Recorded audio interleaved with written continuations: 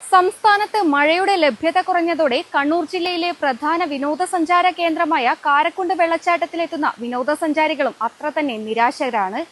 ഇടവപ്പാതി കനക്കേണ്ട June മാസം അവസാനിക്കാറായിട്ടും പ്രതീക്ഷിച്ച മഴയെത്താത്തത് മലബാറിലെ പ്രധാന വിനോദസഞ്ചാര കേന്ദ്രങ്ങളിലൊന്നായ കാരക്കുണ്ടിനെ വല്ലാതെ ബാധിച്ചിരിക്കുകയാണ്.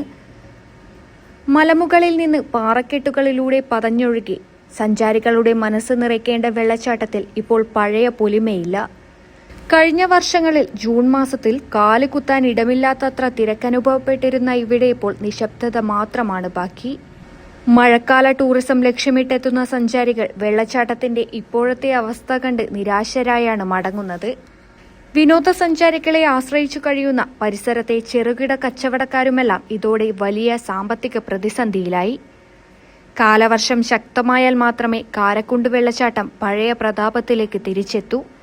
വരും ദിവസങ്ങളിൽ മഴ പെയ്ത് തിമിർക്കുമെന്ന പ്രതീക്ഷയിലാണ് സഞ്ചാരികളും ടൂറിസം മേഖലയെ ആശ്രയിച്ചു ജീവിക്കുന്ന പ്രദേശവാസികളും. വരും ദിവസങ്ങളിൽ കാലവർഷം കനക്കുന്നതോടെ കാരക്കുണ്ട് വെള്ളച്ചാട്ടത്തിലെത്തുന്ന വിനോദസഞ്ചാരികളുടെ എണ്ണവും ഒരു കുത്തൊഴുക്ക് പോലെ വർദ്ധിക്കുമെന്ന് തന്നെയാണ് പ്രതീക്ഷ.